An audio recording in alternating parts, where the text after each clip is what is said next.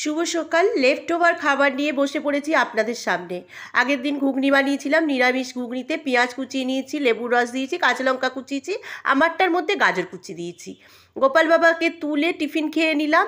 দুটো left over লুচি ছিল, পাউরুটি ছিল, ওই সমস্ত দিয়ে। এই দেখুন, মগজ, কাজু, কিশমিশ, চাল, পোস্ত সব দেখাচ্ছি। এদিকেও কী কী সবজি আসে দেখে বুঝতে পারছেন আজকে আমি কী রান্না করতে চলেছি। না, এখনও বলবো না আপনাদের কী রান্না করে, একটা মেনু হয়তো ধরতে পেরেছেন। তো দেখুন, 300 গ্রাম চালও নিয়ে এসেছি। এবার মেয়েকে 1 কাপ দুধ চা করে দিলাম, দিয়ে কাটাকুটি করে দিলাম। কাটাকুটিগুলো দেখে বুঝতেই পারছেন একটা রেসিপি কী। চলুন বলি দিই খোলসা করে আরেকটা রেসিপি কি। হোয়াইট চিকেন বানাচ্ছি। সাদা তেলের মধ্যে আটা নুন দিয়ে চিকেনগুলো ম্যারিনেট করে রেখেছিলাম, সেগুলো বেশ ব্রাউন ব্রাউন করে ভেজে নিয়ে আদা পেঁয়াজ রসুন টমেটো কাঁচা লঙ্কা সব বেটে নিয়েছি। কড়াই গরম মশলা ফোড়ন দিয়ে মশলাটা দিয়ে দিলাম, দিয়ে নুন দিয়ে দিলাম, দিয়ে বেশ করে কষি কষি। এই সেদ্ধ ডিম দুটো কোথা থেকে এলো রে, আগামীকালের জন্য দিয়ে দিয়েছি জানেন। ওই যে ম্যানেজ করে রান্না করি, কষা হয়ে যেতেই চিকেন দিয়ে দিলাম, ভাজা চিকেন দিয়ে কষা হয়ে যেতেই তারপরে ওই যে পোস্ত মগজ কাজু কিশমিশ দিয়েছিলাম সেই বাটাটা দিয়ে দিলাম, দিয়ে ব্যাস নুন মিষ্টি চাখা হয়ে গেছে, গোলমরিচের গুঁড়ো দিয়ে দিলাম, ফেললাম। এরপর চলেন আর একটা রেসিপি দেখাই। হোয়াইট চিকেন হয়ে গেছে, এবার মূলো আর বেগুন দিয়ে মাছের টক রান্না করছি। 5 ফোড়ন দিলাম, নুন হলুদ তো দিলামই, দিয়ে একটুখানি বেশ ভাজা ভাজা করে জল দিয়ে দিলাম, দিয়ে ঢাকা চাপা দিয়ে দিলাম। যেই সেদ্ধ হয়ে গেল, এইবার এর মধ্যে সেই দিনে ওই যে মোরলা মাছ ভেজে রেখেছিলাম না, ওইটা দিলাম। মাছের টক আজকে আমি প্রথম বানাচ্ছি। তারপরে সিদ্ধ হয়ে যেতে এই তেঁতুল গুলে রেখেছিলাম, তেঁতুলগুলার কাঠটা দিয়ে দিলাম। আর চিনি দিতে হবে, টক টক টক খেতে পারবো না, একটু মিষ্টি মিষ্টি টক খেতে হবে।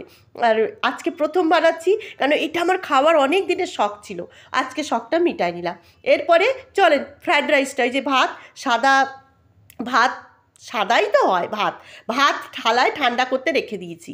আর এই যে কড়াইয়ের মধ্যে গরম মশলা তেজপাতা ফোড়ন দিয়ে ফুলকপিগুলো আগে দিলাম, ফুলকপিগুলো ভাজা ভাজা হয়ে যেতেই তারপরে দিয়ে দিলাম গাজর মটরশুঁটি বিনস ক্যাপসিকাম, এই সমস্ত কিছু নুন টুন দিয়ে ঘাটা ঘাটা করে ভাজা ভাজা করে। সবেতেই ঘাটা ঘাটা করলে হবে নাকি, এই ফ্রায়েড রাইস যদি ঘাটা ঘাটা করতে যাই সে আর ফ্রায়েড রাইস হবে না। এবার নুন মিষ্টি যা লাগবে সমস্ত কিছু ভেজিটেবিলে দিয়ে দেবো, দিয়ে এবার ভাত অল্প অল্প করে দিয়ে নেড়ে নেড়ে নামিয়ে দেবো। রেডি আমার ফ্রায়েড রাইস।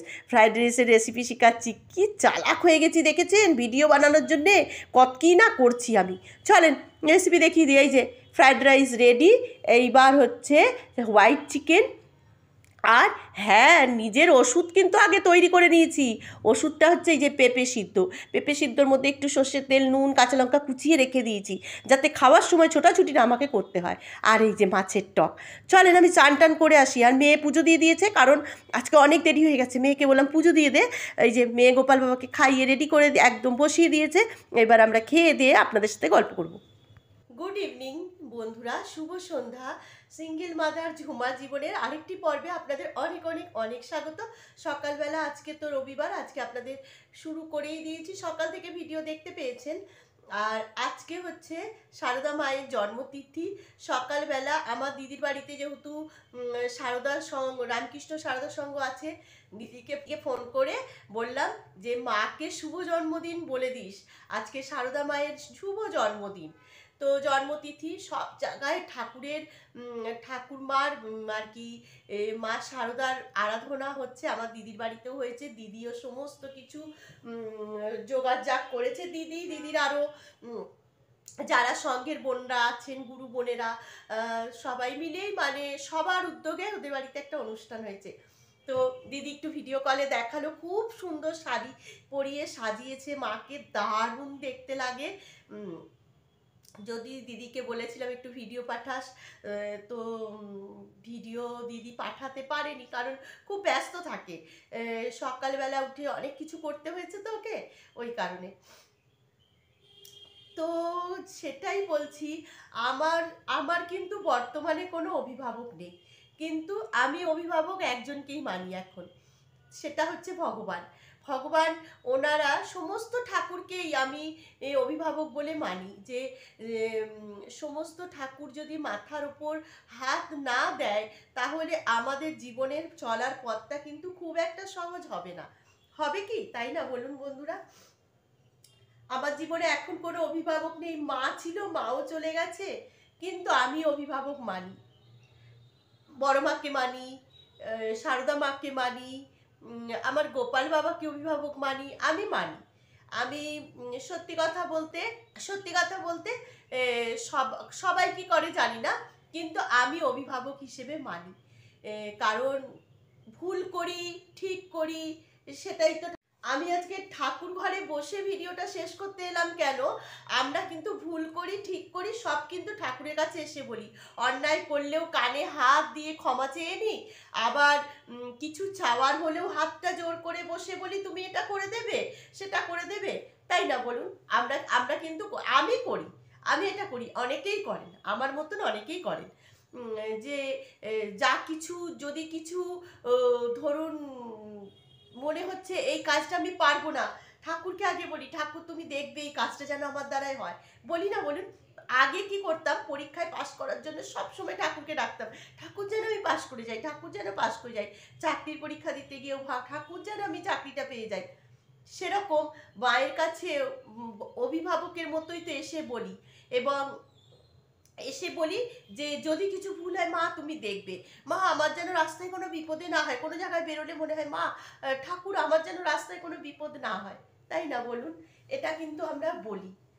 তো চলুন আজকের দিনের ভিডিওটা এখানে শেষ করে দেব বলেই বসলাম। আজকে মেয়েকে মেয়েকে একটুখানি মনের মতন খাওয়াতে পেরেছি। আজকের দিনটা আমার নিজেকে খুব হ্যাপি লাগছে। সত্যি কথা বলতে আমার শরীর খারাপের জন্য মেয়েও আমার জন্য ওই তামঝামের রান্না খাবার খায় না, তামঝাম রান্না করি না। আজকে একটু তামঝাম রান্না করেছি। তো মেয়েকে দুপুরবেলা আমার মনে মনেই ছিল যে আজকে আমি মেয়েকে একটু মনের মতো রান্না খাওয়াবো। তোর খুব ভালো লেগেছে। রাইসটা একটু গলে গেছিল না, মানে যায়নি, আসলে রেখে দিয়েছিলাম তো, একটু ফ্যানটা ছিল, কিন্তু আমার মেয়ে বলে খেয়ে নিয়েছে। জানি না অন্য কোনো যারা পারফেক্ট খাবার খায় তারা হয়তো এটা নিয়ে মায়ের সাথে বিশাল অশান্তি লাগিয়ে দিত, কেন এরকম হয়েছে। যেমন আমার মেয়ে তো বললো ভালো লেগেছে, ও খেয়ে নিয়েছে। এই দিক দিয়ে আমি খুব লাকি, জানেন তো। আমার মেয়ে আমার উপর চাবুকও ঘোরায় না, আর আমার ব্যক্তি স্বাধীনতাতে হাত দেয় না, যে তুমি এটা করো না, ওটা করো না, সেটা করো না, এটা কেন করবে, ওটা কেন করবে, করে না, এবং যা দিই সেটাই খেয়ে নেয়। এই দিক থেকে আমি খুব মানে ভাগ্যবতী। আর এরকম সন্তান যদি নাই দিত আমি কি করে চালাতাম বলুন তো, না হলে কি করে চালাতাম, তাই না? একদিন আপনাদেরকে আমি শেয়ার করব যে আমি কিভাবে আমার সংসার চালাই, সেটা আমি শেয়ার করব। কেন আমার অনেক বন্ধুরাই মানে আমার অফলাইনের বন্ধুরা, অনলাইনের বন্ধুরা না, অফলাইনের অফ ক্যামেরার বন্ধুরা জানতে চায় খুব, মানে মাথা খারাপ হয়ে যায় তুই কি করে সংসার চালাস সেটা শোনার জন্য।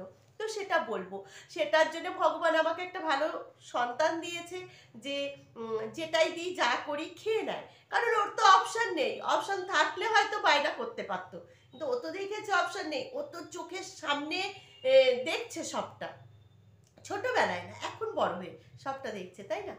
তো চলুন, আজকে তো রবিবারে, শনিবার দিনকে সকাল থেকে মনের মধ্যে লাড্ডু ফোটে, আর রবিবার দিনকে দুপুরের পর থেকে মনটা ভীষণ বিষণ্ণ হয়ে যায়, ভীষণ বিষণ্ণ হয়ে যায়।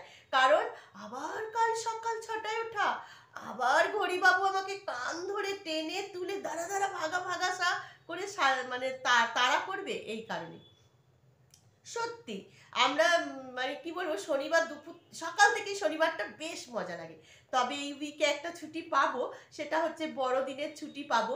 আমার কাছে ছুটি পাওয়া মানে তো বেলা করে একটু ঘুম থেকে ওঠা, ওই 6টায় ঘুম থেকে উঠতে হবে না, ঘুম থেকে উঠেই হেসেলে ছুটতে হবে না, এটাই। তো আজকেও ঘুম থেকে দেরিতে উঠেছি, গোপাল বাবাকে দেরিতে তুলেছি। গোপাল বাবাকে বললাম খুব মজা না, আজকে বেশ অনেক দেরিতে মা তোমায় তুলেছে। তো গোপাল বাবাকে অনেক দেরি করে তুলেছি, এবং দিনটাও দেরি করে শুরু করে খাওয়া দাওয়াটাও দেরি। আজকে খুব বেশি দেরি হয়নি, আজকে দুটো বোধহয় 20-25-এর মধ্যে খেতে বসে গেছি। ঠিক আছে, চলুন আবার কাল থেকে আবার শুরু হবে। একটাই জীবন, একই জীবন, কিন্তু নতুন নতুন ব্যস্ততম কাজ, নতুন দিন রূপে। কাজ কিন্তু একই থাকে না, তাই না বলুন?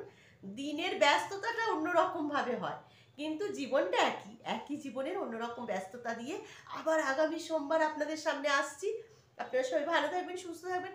খুব ইচ্ছে ছিল একটু বেরোনোর, কিন্তু আবার সেই রেডি হও, তামঝাম করো। বেরোনোর মানে একটুখানি আমার এই আমার এক প্রাণের বন্ধু আছে, মানে তার সাথে তার বাড়ি যাওয়ার। সে খুব অসুস্থ, তাকে একটু দেখতে যাওয়ার ইচ্ছে ছিল। তো যদি কোনোদিন যাই আমার প্রাণের বন্ধুর সাথে দেখাবো। প্রাণের বন্ধু গলার বন্ধু নয় কিন্তু, প্রাণের বন্ধু। আত্মার সাথে, ওর আত্মার সাথে আমার আত্মাটার না অনেকটা মিল খায়।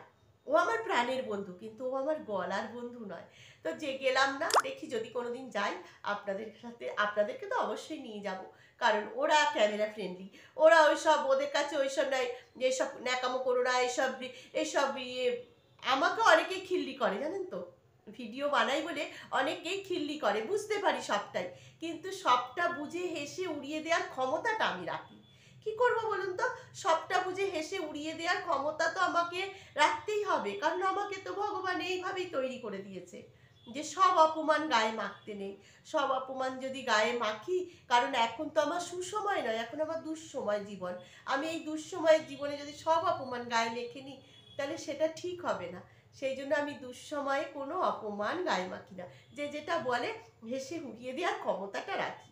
তো চলুন, আস্তে আস্তে এই ভিডিওটা শেষ করছি। যদি কোনো জায়গায় কোনো কিছু ভালো লাগে অবশ্যই একটা লাইক করবেন, যদি বেশি ভালো লাগে তাহলে চ্যানেলটিকে সাবস্ক্রাইব করবেন, আর কিছু যদি খারাপ লাগে সেটা কমেন্টস করবেন, ভালো লাগলেও কমেন্টস করবেন, তাই না?